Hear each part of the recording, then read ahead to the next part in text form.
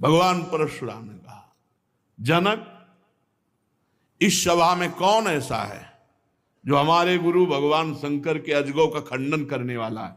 सारी सभा उसको छोड़कर अलग हो जाए या वो सभा को छोड़कर अलग हो जाए? नहीं, अभी सारी सभा मारी जाएगी।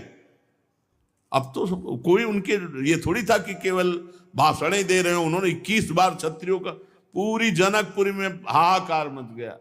जानकी जी को एकांत लेकर उनकी माता रोने लगी, सब बन गया था, बिगड़ गया। नहीं तो बढ़िया बन गया था, अजगो खंडन हो गया, राम जी के साथ सिया जी का ब्याह हुआ। मार उलरे चलाए दे रहे थे परशुराम जी। लक्ष्मण जी ने कहा, महाराज महाराज थोड़ा शांति धारण करो। शांति, ऋषि का स्वरूप शांत, घोर वेश धारण किए हुए हो, कैसे बार बार?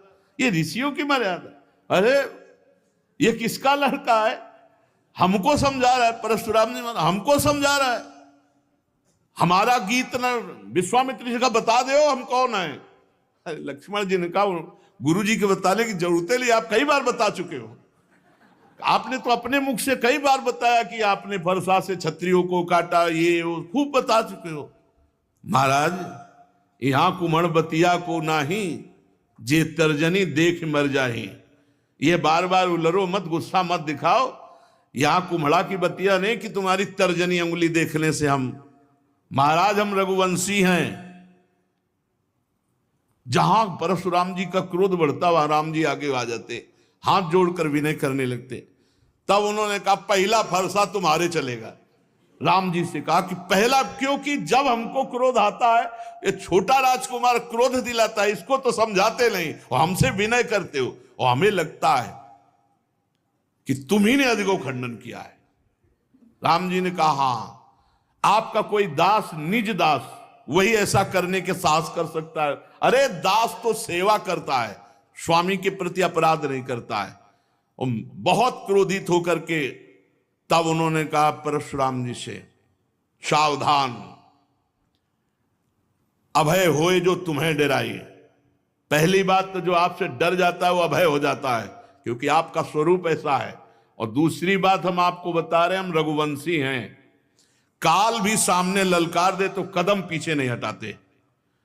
भगवान श्री राम के गंभीर वचन जे ही कान में पड़े, वो आंख में आंख मिलाई तो थर्रा गए परशुराम जी, और कहा, एक हमारा संशय निवृत्त करो, इस धनुष पे प्रत्यंचा चढ़ा दो।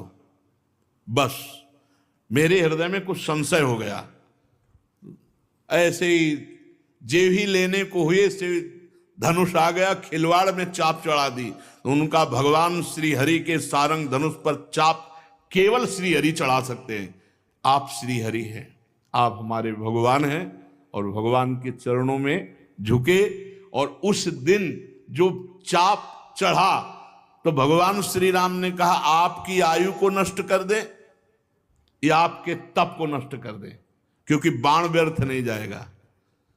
तो उनका, प्रभु हम तो आपके आश्रित हैं, तप को नष्ट कर दीजिए जिसे हम पुनः कर सकते हैं, लेकिन आयु और अंतर्ध्यान शक्ति आदि को नाश मत कीजिए।